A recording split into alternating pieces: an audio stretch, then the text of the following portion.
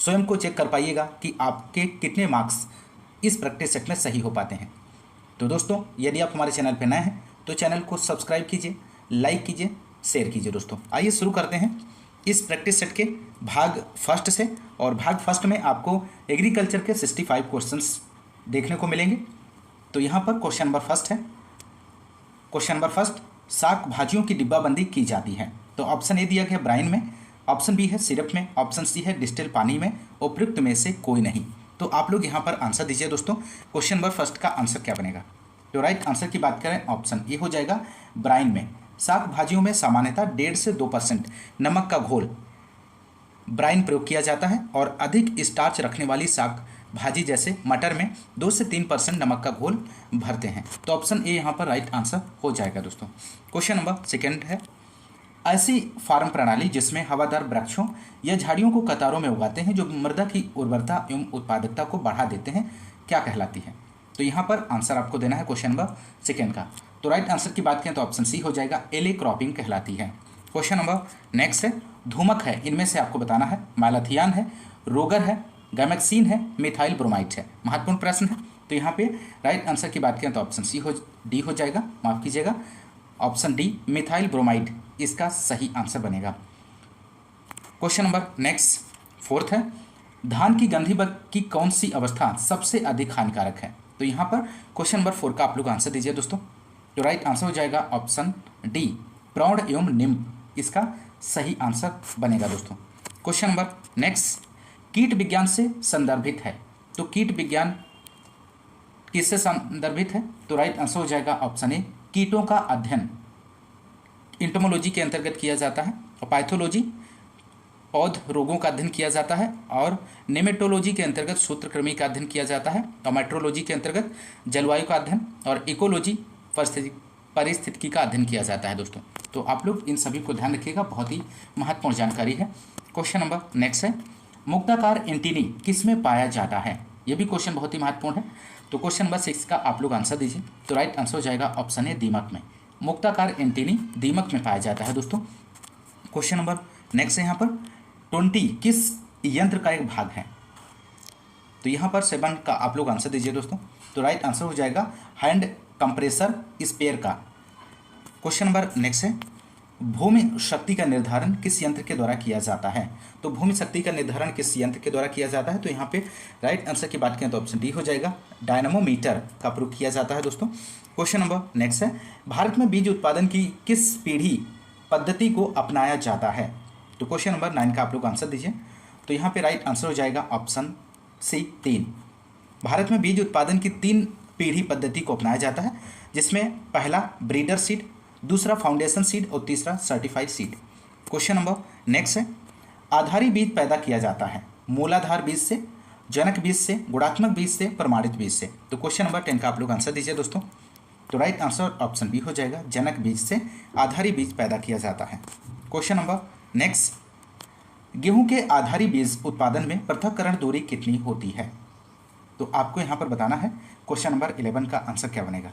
तो right answer हो जाएगा 3 मीटर इसका सही आंसर बनेगा। गेहूं, धान, जौ, जई में पृथक्करण की दूरी जो रखते हैं वो 3 मीटर, और आधारी बीज के लिए भी 3 मीटर रखी जाती है। तो आप लोग ध्यान रखिएगा।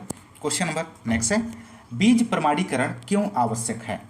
उन्नतशील किस्म के लिए, आनुवांशिक एवं भौतिक शुद्धता के लिए, निर्धारित अंकुरण के लिए, उपयुक्त सभी। तो यहाँ पर 12 का आप लोग आंसर दीजिए। तो राइट आंसर हो जाएगा उपयुक्त सभी के लिए। बीज प्रमाणीकरण आवश्यक है उन्नतशील किस्म के लिए, आनुवांशिक एवं भौतिक शुद्धता के लिए, निर्धारित अंकुरण के लिए। ध्यान रखिएगा, बहुत ही महत्वपूर्ण प्रश्न है। क्वेश्चन नंबर नेक्स्ट है, भ्रूणपोष किसके बीजों में अनुपस्थित है? तो आपको क्वेश्चन नंबर 30 का आंसर देना है। तो राइट आंसर हो जाएगा ऑप्शन ए आर्किड के बीजों में अनुपस्थित है। ऑप्शन ए यहाँ पर सही जवाब बनेगा। दोस्तों क्वेश्चन नंबर नेक्स्ट है यहाँ पे दोस्तों, बीज अधिनियम किस वर्ष में पारित हुआ था? तो यहाँ पर 14 का आप लोग आंसर दीजिए, बहुत ही महत्वपूर्ण प्रश्न है। तो राइट आंसर की बात करें तो ऑप्शन सी हो जाएगा 1966 में इसका सही जवाब बनेगा। बीज अधिनियम भारतीय संसद इंडियन पार्लियामेंट द्वारा 29 दिसंबर 1966 को, सीड एक्ट 1966 को पारित किया गया था और 2 अक्टूबर 1969 से लागू हो गया था। और इसके अलावा बीज विनियमन आदेश भी दिसंबर 1983 में पारित किया गया था। Question number next 15 question number है, शुष्क खेती के लिए उपयुक्त फसल इनमें से कौन सी है। तो क्वेश्चन नंबर 15 का राइट आंसर की बात करें तो ऑप्शन बी हो जाएगा, सरसों, दुआ व तोरिया। इस क्वेश्चन का राइट आंसर बनेगा दोस्तों, क्योंकि इनको पानी की बहुत कम आवश्यकता पड़ती है, तो ऑप्शन बी यहाँ पर राइट जवाब बनेगा। क्वेश्चन नंबर नेक्स्ट है, अंतर फसली का तात्पर्य इनमें से आपको बताना है। तो 16 का आप लोग आंसर दीजिए। तो राइट आंसर हो जाएगा ऑप्शन बी, दो या दो से अधिक फसलों का एकांतर पंक्तियों में बोना अंतर फसली कहलाता है। तो ऑप्शन बी यहाँ पर राइट आंसर बनेगा दोस्तों। क्वेश्चन नंबर नेक्स्ट 17 है, धान गन्ना पेड़ी की शस्य सघनता आपको बतानी है। तो धान गन्ना पेड़ी एक 3 वर्षीय फसल चक्र है। तो फसल चक्र सघनता बराबर होता है फसल चक्र में फसलों की संख्या बटे फसल चक्र का वर्ष इंटू 100। तो यहाँ पर इसका जो राइट आंसर होगा ऑप्शन सी हो जाएगा 100%। क्वेश्चन नंबर नेक्स्ट है दोस्तों 18 क्वेश्चन नंबर, मोमीकरण फलों की भंडारण क्षमता बढ़ाता है क्योंकि यह अवरोधित करता है। किसको अवरोधित करता है? सूखना, शोषण, पकना, उपयुक्त सभी। तो क्वेश्चन नंबर 18 का आप लोग आंसर दीजिए। तो राइट आंसर हो जाएगा उपयुक्त सभी को। क्वेश्चन नंबर नेक्स्ट है, जेली बनाने के लिए सबसे उपयुक्त फल कौन सा है इनमें से। तो यहाँ पर ऑप्शंस दिए गए हैं, आप सही विकल्प का चयन कर सकते हैं। तो राइट आंसर हो जाएगा ऑप्शन बी, अमरूद। अमरूद जेली बनाने के सबसे उपयुक्त फल है क्योंकि इसमें पैक्टिन की मात्रा सर्वाधिक पाई जाती है और ऐसे फलों को जेली के लिए चुनना चाहिए जिसमें सुगंध, पैक्टिनम एसिड प्रचुर मात्रा में हो। तो यहाँ पर ऑप्शन बी राइट जवाब हो जाएगा। क्वेश्चन नंबर नेक्स्ट की बात करेंगे, निम्न में से कौन सा फल एवं सब्जियों को संरक्षित करने की स्थायी विधि है। तो यहाँ पर आपको बताना है स्थायी विधि इनमें से कौन सी है। तो राइट आंसर ऑप्शन डी हो जाएगा, नमी को बाहर निकालना इसका सही जवाब हो जाएगा दोस्तों। फल एवं सब्जियों को संरक्षित करने की स्थायी विधि में नमी को बाहर निकाल देने से होता है, जिससे फल एवं सब्जियों पर जीवाणु, फंगस, वायरस का प्रकोप ना के बराबर हो। तो यहाँ पर ऑप्शन डी राइट जवाब हो जाएगा। क्वेश्चन नंबर नेक्स्ट है, धान की कुटाई करते समय धान में नमी होनी चाहिए, कितने % होनी चाहिए। तो यहाँ पे राइट आंसर हो जाएगा 10 से 12% नमी होनी चाहिए और इस नमी पर चावल में न्यूनतम टूटन होती है। तो ऑप्शन ए यहाँ पर सही आंसर बनेगा। क्वेश्चन नंबर नेक्स्ट, सोयाबीन में तेल की मात्रा कितने % पाई जाती है। तो सोयाबीन के बीज में प्रोटीन की बात करें तो 42% प्रोटीन पाई जाती है और तेल की बात करें तो 20% तेल और 30% कार्बोहाइड्रेट पाया जाता है और इसमें विटामिन की भरपूर मात्रा पाई जाती है। तो ऑप्शन बी यहाँ पर राइट जवाब हो जाएगा क्योंकि यहाँ पर तेल की मात्रा पूछी गई है। क्वेश्चन नंबर नेक्स्ट 23, दो मुख्य फसलों के तैयार होने के बीच में अल्पावधि में तैयार होने वाली फसल को क्या कहते हैं। तो 23 का आप लोग आंसर दीजिए। तो राइट आंसर हो जाएगा ऑप्शन ए, कैच क्रॉप, अल्पावधि फसल कहते हैं। क्वेश्चन नंबर 24 है, भारत में सबसे अधिक क्षेत्रफल किस फसल प्रणाली का है, इनमें से आपको बताना है। तो यहाँ पर राइट आंसर हो जाएगा धान और गेहूं का सही जवाब बनेगा। क्वेश्चन नंबर नेक्स्ट 25, भारतीय सब्जी अनुसंधान संस्थान स्थित है। तो यहाँ पर बताना है दोस्तों, भारतीय सब्जी अनुसंधान संस्थान कहाँ पर स्थित है। तो राइट आंसर हो जाएगा ऑप्शन ए, वाराणसी में स्थित है। इस क्वेश्चन का सही जवाब बनेगा। भारतीय सब्जी अनुसंधान IIVR, Indian institute of vegetable research, Varanasi Uttar Pradesh में स्थित है। IVRI की बात करें, IVRI Indian veterinary research institute, Izzatnagar Uttar Pradesh में है। और यदि हम बात करें IISR, Indian institute for sugar cane research, Lucknow Uttar Pradesh में है। और IIHR की बात करें, Indian institute of horticulture research, Hesaraghatta Bangalore में है। तो इन सभी को आप लोग ध्यान रखिएगा, बहुत ही महत्वपूर्ण है। तो इस क्वेश्चन का राइट आंसर जो होगा option A, Varanasi. Question number next है, स्टोमेटा रंध्रों का खुलना और बंद होना किन पर निर्भर करता है। तो 26 का आपको आंसर देना है। तो राइट आंसर हो जाएगा वाष्पोत्सर्जन पर निर्भर करता है। स्टोमेटा रंध्रों का खुलना और बंद होना वाष्पोत्सर्जन पर निर्भर करता है। C3 और C4 पौधों में वाष्पोत्सर्जन की क्रिया दिन के समय में सर्वाधिक होती है, परंतु कायम पौधों में वाष्पोत्सर्जन की क्रिया रात में सर्वाधिक होती है। क्वेश्चन नंबर नेक्स्ट, सूची फर्स्ट का मिलान सूची सेकंड से कीजिए और दिए गए कोट में से सही उत्तर चुनिए। एक तरफ सूची फर्स्ट है, दूसरी तरफ सूची सेकंड दी गई है। तो यहाँ पर आपको राइट आंसर का चयन करना है। तो राइट आंसर की बात करें यहाँ पे दोस्तों, तो ऑप्शन बी इसका राइट जवाब हो जाएगा। ए का सेकंड, बी का फर्स्ट, सी का फोर्थ, डी का थर्ड ऑप्शन सही जवाब बनेगा। ऑप्शन ए में धान दिया गया है, तो धान का सेकंड से मिलान हो जाएगा 22 डिग्री सेल्सियस और गेहूं ऑप्शन बी का जो मिलान हो जाएगा फर्स्ट से 20 डिग्री सेल्सियस और मक्का का मिलान हो जाएगा यहाँ पर 4 से 25 डिग्री सेल्सियस और मूंगफली का मिलान हो जाएगा थर्ड ऑप्शन से 26 डिग्री सेल्सियस। तो यहाँ पर option B right. Question number 28 है, इनमें से कौन सा द्वितीय मेटाबोलाइट है? तो द्वितीय मेटाबोलाइट आपको बताना है इनमें से कौन सा है। तो राइट आंसर ऑप्शन सी हो जाएगा टैनिन। द्वितीय मेटाबोलाइट ऐसे कार्बनिक यौगिक हैं जो पौधों की वृद्धि और विकास में भाग नहीं लेते हैं, लेकिन पौधों को वातावरण में सर्वाइव कराने के लिए आवश्यक होते हैं। ऑप्शन नेक्स्ट क्वेश्चन की बात करेंगे 29, क्रोमोसोम्स में कौन सा आनुवांशिक पदार्थ है? तो यहाँ पर 29 का आंसर दीजिए। तो राइट आंसर हो जाएगा डीएनए। क्रोमोसोम में आनुवांशिक पदार्थ डीएनए होता है और क्रोमोसोम डीएनए से बनी एक धागे जैसी संरचना होती है। डीएनए या डिऑक्सी राइबोन्यूक्लिक एसिड मनुष्यों और लगभग सभी अन्य जीवों में वंशानुगत सामग्री है या जीन के माध्यम से एक पीढ़ी से दूसरी पीढ़ी में जाता है। तो यहाँ पर ऑप्शन सी राइट जवाब हो जाएगा। क्वेश्चन नंबर नेक्स्ट 30 है, एक स्वपरागित फसल इनमें से कौन सी है? तो राइट आंसर हो जाएगा धान। धान इसका राइट आंसर बनेगा। धान, गेहूँ, मूंगफली और जूट ये सभी जो है स्वपरागित फसलें हैं। और परपरागित फसलों की बात करें तो मक्का आ जाएगा परपरागित में, और गन्ना परपरागित फसल है। और ऑफ्टन क्रॉप की बात करें तो कपास और तंबाकू जो है ऑफ्टन क्रॉप हो जाएगा। क्वेश्चन नंबर नेक्स्ट, मेंडल ने मटर में कुल कितने लक्षणों का वंशगत अध्ययन किया है? यह भी क्वेश्चन बहुत ही महत्वपूर्ण है, सिंपल है। तो राइट आंसर हो जाएगा ऑप्शन बी 7। इस क्वेश्चन का सही आंसर बनेगा। क्वेश्चन नंबर नेक्स्ट, निम्नलिखित में से कौन सा बाह्य गुणसूत्री आनुवांशिकता के लिए उत्तरदायी नहीं है इनमें से? तो 32 का आंसर आपको देना है। तो राइट आंसर हो जाएगा मीसोसोम्स। मीसोसोम्स इसका राइट जवाब बनेगा दोस्तों। क्वेश्चन नंबर नेक्स्ट 33, प्राकृतिक चयन के बारे में हमारी आधुनिक समझ के अनुसार योग्यतम सदस्य वे हैं, यहाँ पर आपको बताना है। तो राइट आंसर ऑप्शन सी हो जाएगा, जिनमें विशिष्ट वातावरणीय दशाओं का सामना करने की अधिकतम क्षमता होती है। क्वेश्चन नंबर नेक्स्ट, पराग संवर्धन का उपयोग क्या प्राप्त करने के लिए किया जा सकता है? तो यहाँ पर ऑप्शंस दिए गए हैं, आप लोग सही विकल्प का चयन कीजिए। 34 का आंसर क्या बनेगा? तो राइट आंसर हो जाएगा अगुणित पादप, इसका राइट जवाब बनेगा दोस्तों।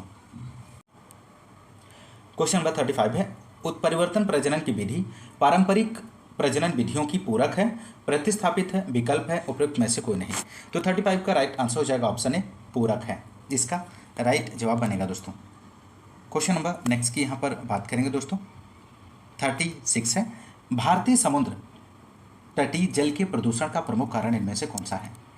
तो आप लोग आंसर दीजिए दोस्तों। तो राइट आंसर की बात करें तो ऑप्शन सी हो जाएगा औद्योगिक बहिस्राव। क्वेश्चन नंबर नेक्स्ट, निम्न में से ग्रीन हाउस गैस कौन सी है इनमें से? तो राइट आंसर की बात करें तो ऑप्शन सी हो जाएगा मीथेन। ग्रीन हाउस गैसों की बात करें तो कार्बन डाइऑक्साइड है, मीथेन है, नाइट्रस ऑक्साइड है, ओजोन है, क्लोरोफ्लोरोकार्बन है, जिसे CFC के नाम से जानते हैं। तो ऑप्शन सी यहाँ पे राइट जवाब बनेगा। क्वेश्चन नंबर नेक्स्ट, विश्व का सबसे बड़ा वाटरशेड मैनेजमेंट कार्यक्रम किस देश में चल रहा है दोस्तों? तो 38 का आंसर दीजिए। तो राइट आंसर हो जाएगा ऑप्शन बी चीन, इसका सही आंसर बनेगा दोस्तों। विश्व का सबसे बड़ा वाटरशेड मैनेजमेंट कार्यक्रम चीन में चलाया जा रहा है और भारत का एकीकृत वाटरशेड विकास कार्यक्रम विश्व में दूसरे स्थान पर है। क्वेश्चन नंबर नेक्स्ट की बात करेंगे 39, अवपृष्ठ जल निकासी में किस प्रकार की नालियाँ बनाते हैं? तो यहाँ पर 39 का आप लोग आंसर दीजिए। तो राइट आंसर हो जाएगा ऑप्शन डी उपयुक्त सभी, स्थायी नालियाँ, अस्थायी नालियाँ, कट आउट नालियाँ, ये सभी राइट जवाब हो जाएगा दोस्तों। क्वेश्चन नंबर 40, निम्न में से कौन सा जल क्षरण का प्रकार इनमें से है? तो 40 का आप लोग आंसर दीजिए दोस्तों। तो राइट आंसर हो जाएगा इनमें से सभी जल क्षरण का प्रकार है। क्वेश्चन नंबर नेक्स्ट, ऐसा तरीका जिसके द्वारा जल नियंत्रित रूप में लगाया जाता है क्या कहलाता है? तो 41 का आप लोग आंसर दीजिए दोस्तों, इसका राइट जवाब क्या बनेगा? तो 41 के राइट आंसर की बात करें तो ऑप्शन बी हो जाएगा सिंचाई विधि, इसका सही जवाब बनेगा दोस्तों। क्वेश्चन नंबर नेक्स्ट, मिट्टी का नमूना कब लेना चाहिए? दिए गए विकल्पों में से कौन सही है इनमें से? तो 42 का आप लोग आंसर दीजिए। तो राइट आंसर की बात करें तो ऑप्शन यहाँ पर डी सही जवाब हो जाएगा, उपयुक्त सभी इसका राइट जवाब बनेगा। मिट्टी का नमूना हमेशा फसल की बुआई या रोपी के 1 माह पहले लेना चाहिए। जिस खेत का नमूना लेना हो उसके अलग अलग 8 से 10 स्थान पर निशान लगाना चाहिए। चुनी हुई जगह से ऊपरी सतह से घास फूस हटा देना चाहिए। सभी ऑप्शंस यहाँ पर राइट जवाब हो जाएंगे। क्वेश्चन नंबर नेक्स्ट 43 है, यहाँ पर प्रयोगशाला में मृदा मोनोलिथ द्वारा अध्ययन करते हैं। तो किसका अध्ययन करते हैं? मृदा रंग का, मृदा वायु का, मृदा नमी का, मृदा प्रोफाइल का। तो 43 का आंसर हो जाएगा ऑप्शन डी, मृदा प्रोफाइल का अध्ययन करते हैं। क्वेश्चन नंबर नेक्स्ट, जीवांश की सक्रियता है, इनमें से आपको बताना है। मृदा में लवणीयता बढ़ती है, मृदा में कार्बनिक पदार्थ का निर्माण होता है, मृदा में क्षारीयता बढ़ती है, मृदा में अम्लता बढ़ती है। तो 44 का आप लोग आंसर दीजिए। तो यहाँ पर राइट आंसर हो जाएगा मृदा में अम्लता बढ़ती है। क्वेश्चन नंबर नेक्स्ट है, नीलहरी शैवाल काम करती है इस फसल में, किस फसल में? आपको बताना है, गेहूं में है, मक्का में, धान में, मटर में। तो यहाँ पर राइट आंसर हो जाएगा ऑप्शन सी, धान में। नीलहरी शैवाल, एजोला, एनाबीना, तीनों में से धान में जैव उर्वरक के रूप में प्रयोग किया जाता है। यह सहजीवी होता है। एजेटोबैक्टर असहजीवी बैक्टीरिया भी वातावरणीय नाइट्रोजन का स्थिरीकरण धान के खेत में करता है। क्वेश्चन नंबर 46 है, जैविक उर्वरकों का मुख्य कार्य क्या होता है? तो 46 का आप लोग आंसर दीजिए। तो राइट आंसर हो जाएगा जैविक क्रिया को बढ़ाना। इस क्वेश्चन का सही आंसर हो जाएगा। क्वेश्चन नंबर नेक्स्ट है, जैव उर्वरक जो पौधों को फास्फोरस पोषण में सहायता करता है, azotobacter, vesicular, arbuscular mycorrhiza, azospirillum, rhizobium. तो 47 का आप लोग आंसर दीजिए दोस्तों। तो यहाँ पर राइट आंसर की बात करें तो ऑप्शन बी हो जाएगा, वेसिकुलर, आर्बस्कुलर और माइकोराइजा। ऑप्शन बी जो है यहाँ पर राइट जवाब बनेगा। यह एक लाभदायक जीवित फफूंद है दोस्तों, जो पौधों के जड़ भाग में धागेनुमा संरचनाओं में पनपकर पेड़ों पर एक सघन जाल का निर्माण करती है और इनके उपयोग से पौधे अधिक भूमि क्षेत्र से पोषक तत्वों का अवशोषण करते हैं या पौधों के लिए फास्फोरस सहित अन्य पोषक तत्वों की उपलब्धता बढ़ाते हैं, नमी संरक्षित करते हैं और रोगों से सुरक्षा देते हैं।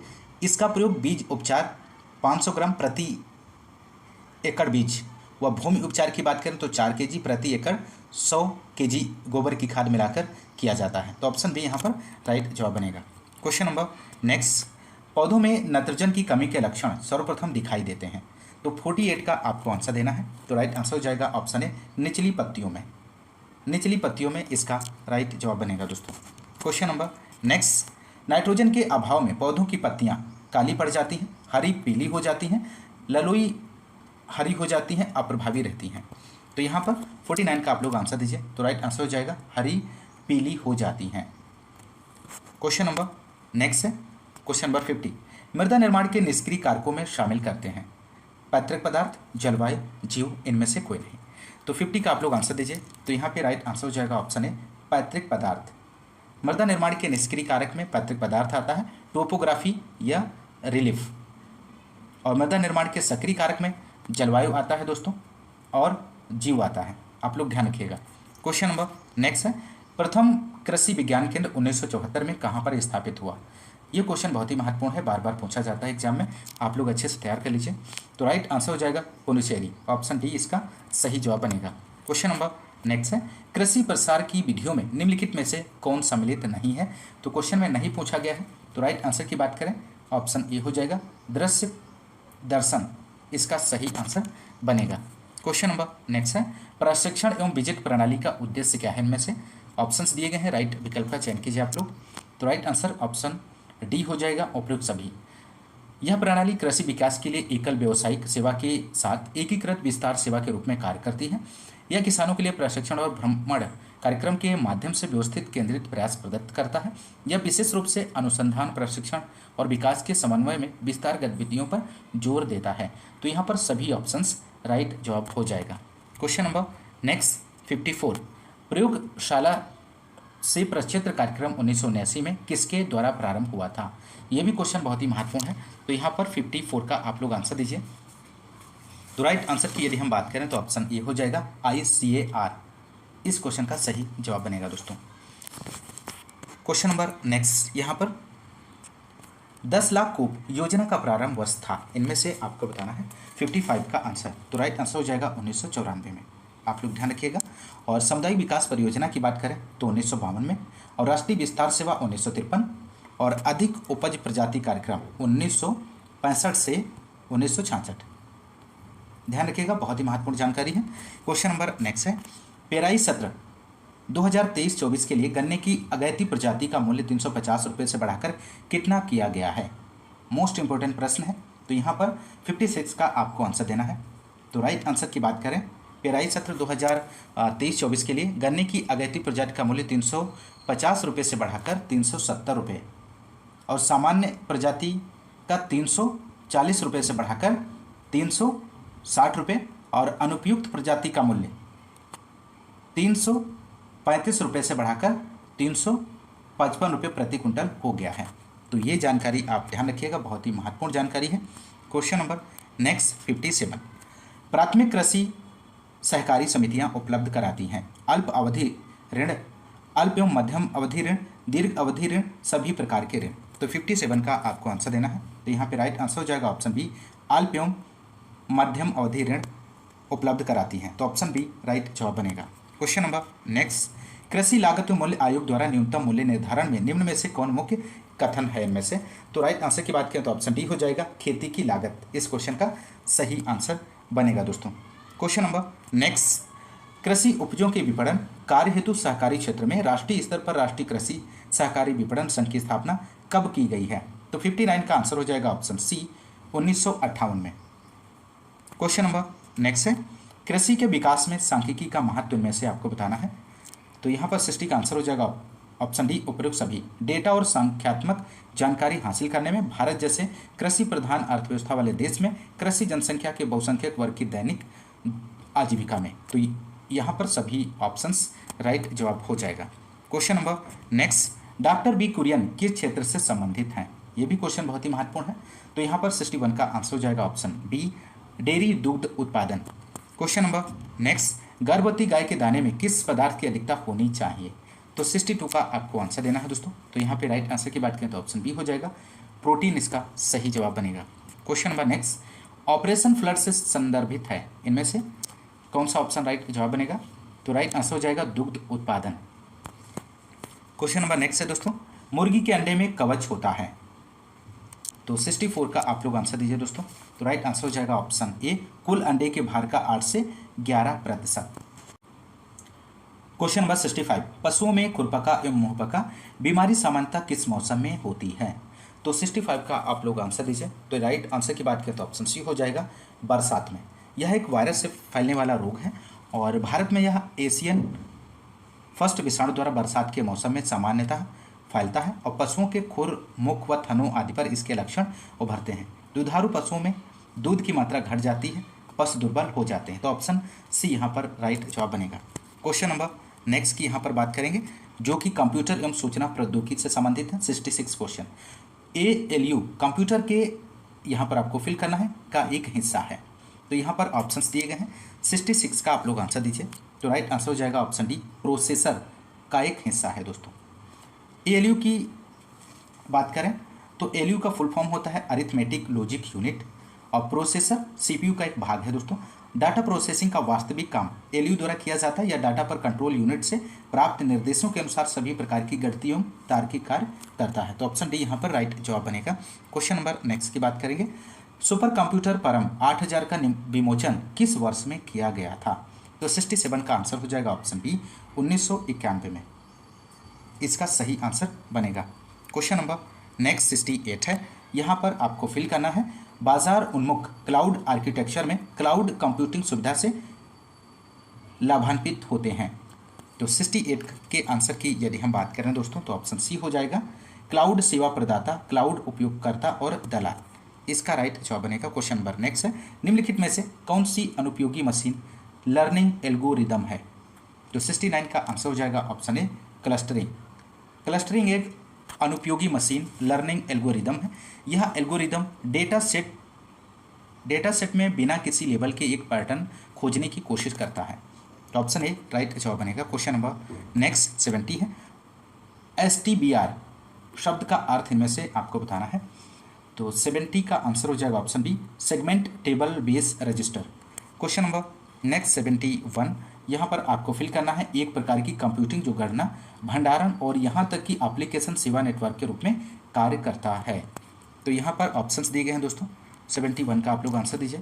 तो राइट आंसर हो जाएगा क्लाउड कंप्यूटिंग, इस क्वेश्चन का सही आंसर बनेगा। क्लाउड कंप्यूटिंग एक प्रकार की कंप्यूटिंग है जो गणना, भंडारण और यहाँ तक कि एप्लीकेशन सेवा नेटवर्क के रूप में कार्य। क्वेश्चन नंबर 72 है, PGA ग्राफिक्स कार्ड का फुल फॉर्म क्या है इनमें से? तो 72 का आंसर हो जाएगा प्रोफेशनल ग्राफिक्स अरे इसका राइट जवाब हो जाएगा दोस्तों। क्वेश्चन नंबर नेक्स्ट 73 है, रोबोटिक्स के संदर्भ में पूमा क्या है? तो पूमा आपको बताना है इनमें से। तो राइट आंसर की बात करें तो ऑप्शन सी हो जाएगा, programmable universal machine for assembly. इस क्वेश्चन का राइट जवाब बनेगा दोस्तों। क्वेश्चन नंबर नेक्स्ट 74, आप 10 पेजों के सेट के केवल पेज 2 और 3 को प्रिंट करने के लिए कैसे आगे बढ़ते हैं? तो 74 का आंसर दीजिए। तो यहाँ पे राइट आंसर हो जाएगा पेजेस विद रेंज 2 से 3। Question number next, MS Excel 2016 में ओपन डायलॉग्स बॉक्स खोलने हेतु शॉर्टकट की क्या है इनमें से? तो 60 यहाँ पर 75 का जो आंसर होगा दोस्तों ऑप्शन बी हो जाएगा, Ctrl+F12। क्वेश्चन नंबर नेक्स्ट है, निम्न में से कौन सी MS वर्ड की अंतर्निहित सुविधा इनमें से नहीं है? तो यहाँ पर 76 के क्वेश्चंस की बात करें तो ऑप्शन ए हो जाएगा, लाइव स्ट्रीम। इसका राइट जवाब बनेगा दोस्तों। Question number next 77 question number है, MS ऑफिस 2010 की एक्सेल वर्कबुक में डिफ़ॉल्ट तौर पर कितनी वर्कशीट शामिल होती हैं? तो 77 का आंसर हो जाएगा ऑप्शन थर्ड सी जो है यहाँ पर सही जवाब बनेगा। ऑप्शन सी का थर्ड यहाँ पर सही जवाब है, 3 वर्कशीट शामिल होती हैं। MS ऑफिस 2010 की एक्सेल वर्कबुक में डिफ़ॉल्ट के तौर पर 3 वर्कशीट शामिल हैं दोस्तों। क्वेश्चन नंबर नेक्स्ट 78, तात्कालिक संदेश प्रेषण किसका उदाहरण है? तो 78 का आंसर हो जाएगा दोस्तों ऑप्शन ए, हैंग आउट का उदाहरण है। क्वेश्चन नंबर नेक्स्ट है 79, निम्नलिखित में से कौन सा एक इंटरनेट ब्राउज़र नहीं है? इनमें से आपको बताना है, नहीं पूछा गया है। तो राइट आंसर हो जाएगा option A, Panda internet browser नहीं है, जबकि फायरफॉक्स, सफारी और क्रोम इंटरनेट ब्राउज़र हैं।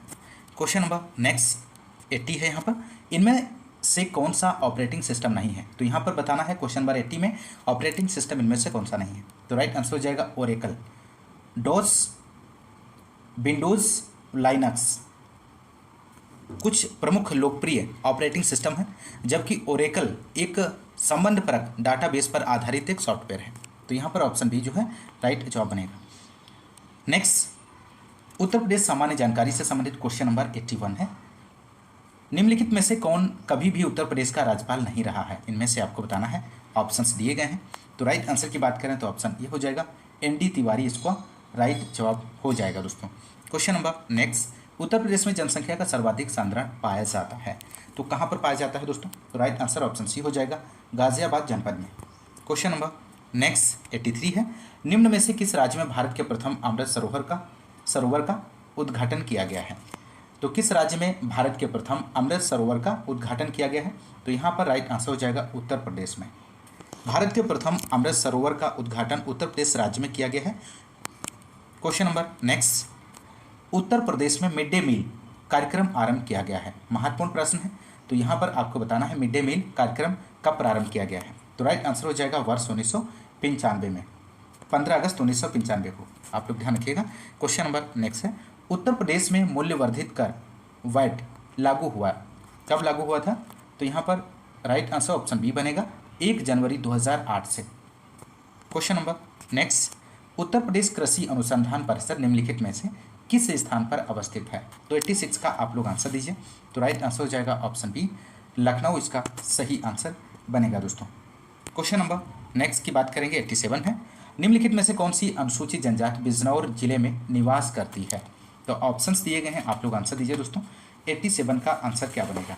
तो राइट आंसर ऑप्शन सी हो जाएगा, माहीगीर जनजाति का निवास स्थल बिजनौर जिले का नजीमाबाद क्षेत्र में है दोस्तों। Question number next, Uttar Pradesh महिलाओं से संबंधित पहली पत्रिका 1874 में प्रकाशित करने का भी श्रेय जाता है, जिसके संपादक भारतेंद्र हरिश्चंद्र थे। तो 88 का आप लोग आंसर दीजिए। तो राइट आंसर हो जाएगा बाल बोधनी, यहाँ पर ध्यान रखिएगा। क्वेश्चन नंबर नेक्स्ट, निम्नलिखित स्थानों में से कहाँ शाकंभरी देवी मेले का आयोजन किया जाता है? मोस्ट इंपोर्टेंट प्रश्न है, तो यहाँ पर आपको बताना है दोस्तों। तो राइट आंसर हो जाएगा ऑप्शन डी, सहारनपुर में शाकंभरी देवी मेले का आयोजन किया जाता है। Question number next 90 question number, Uttar Pradesh को पहले संयुक्त प्रांत के रूप में जाना जाता था, इसे किस वर्ष उत्तर प्रदेश का नाम दिया गया था? तो 90 का आंसर हो जाएगा ऑप्शन सी, 1950 इसका सही आंसर बनेगा दोस्तों। 1 अप्रैल 1937 को ब्रिटिश शासन के दौरान उत्तर प्रदेश को संयुक्त प्रांत आगरा व अवध के रूप में स्थापित किया गया था और ब्रिटिश शासन काल में इसे संयुक्त प्रांत कहा जाता था, जिसे 24 जनवरी 1950 को बदलकर उत्तर प्रदेश किया गया है। और 9 नवंबर 2000 को इससे एक नया राज्य उत्तराखंड उत्तर प्रदेश के 13 जिलों को काटकर बनाया गया और उत्तर प्रदेश दिवस 24 जनवरी को मनाया जाता है। महत्वपूर्ण जानकारी आप लोग ध्यान रखिएगा। क्वेश्चन नंबर 91 है, काकोरी षड्यंत्र केस में प्रधान आरोपी पंडित राम प्रसाद बिस्मिल को उत्तर प्रदेश के किस शहर में फांसी दी गई थी? ये भी क्वेश्चन बहुत ही महत्वपूर्ण है। तो यहाँ पे राइट आंसर की बात करें तो ऑप्शन बी हो जाएगा, Gorakhpur. Question number next, GT road नहीं गुजरती है, आपको बताना है कहाँ से? प्रयागराज से, आगरा से, अलीगढ़ से, मुगल सराय से। तो 92 का आंसर हो जाएगा ऑप्शन सी, अलीगढ़ से जीटी रोड नहीं गुजरती है। क्वेश्चन नंबर नेक्स्ट 93 है, निम्नलिखित में से कौन सा नाभिकीय शक्ति संयंत्र उत्तर प्रदेश में स्थित है? तो राइट आंसर ऑप्शन बी हो जाएगा, नरौरा। नरौरा उत्तर प्रदेश। और कैगा की बात करें, नाभिकीय संयंत्र कर्नाटक में स्थित है। कल्पक्कम नाभिकीय संयंत्र की बात करें तो तमिलनाडु में है। और काकरापारा नाभिकीय शक्ति संयंत्र गुजरात में है। इन सभी को ध्यान रखिएगा।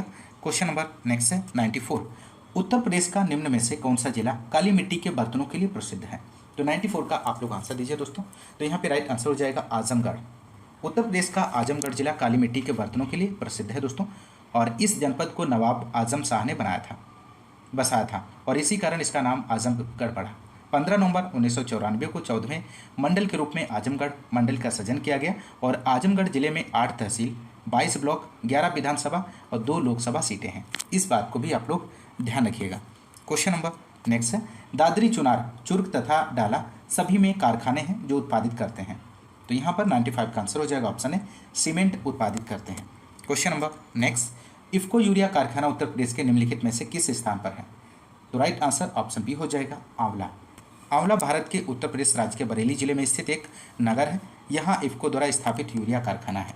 क्वेश्चन नंबर नेक्स्ट, तीव्र औद्योगिकरण हेतु निवेश करने तथा रोजगार के अवसरों के सृजन के लिए उत्तर प्रदेश सरकार राज्य का पहला आंकड़ा केंद्र स्थापित करेगी। तो 97 का आप लोग आंसर दीजिए। तो राइट आंसर हो जाएगा ग्रेटर नोएडा में। क्वेश्चन नंबर नेक्स्ट 98, उत्तर प्रदेश में नींबू प्रधानता कहाँ उगाया जाता है? सहारनपुर और मेरठ, फतेहपुर और प्रतापगढ़, लखनऊ और हरदोई, प्रयागराज और वाराणसी। तो आप लोग आंसर दीजिए। तो 98 का आंसर की बात करें तो ऑप्शन ये हो जाएगा, सहारनपुर और मेरठ में। क्वेश्चन नंबर नेक्स्ट 99, निम्न कंद फसलों में से किसे गरीब का मित्र कहा जाता है? तो गरीब का मित्र किसे कहा जाता है दोस्तों, इनमें से आपको यहाँ पर बताना है। तो 99 का आंसर हो जाएगा ऑप्शन डी, आलू इसका सही जवाब बनेगा। क्वेश्चन नंबर नेक्स्ट है, उत्तर प्रदेश में उगाई गई निम्नलिखित फसलों में से किसकी अवधि न्यूनतम है? तो यहाँ पर राइट आंसर की बात करें तो ऑप्शन डी हो जाएगा, मूंग। उत्तर प्रदेश में बोई जाने वाली फसलों में मूंग की अवधि सबसे कम है। यह अवधि लगभग 60 डेज की है और यह खरीफ और जायद की फसल है। मसूर और चना की बात करें तो 90 दिनों और अरहर की बात करें तो 260 दिन की फसल है दोस्तों ये रहे 100 क्वेश्चंस को आपने इस क्लास में सॉल्व किया। प्रैक्टिस सेट 6 का आपके कंप्लीट करा दिए गए हैं दोस्तों। और दोस्तों यदि आपको क्लास पसंद आ रही है तो आप क्लास को ज़्यादा से ज़्यादा लाइक और शेयर करना मत भूलिएगा।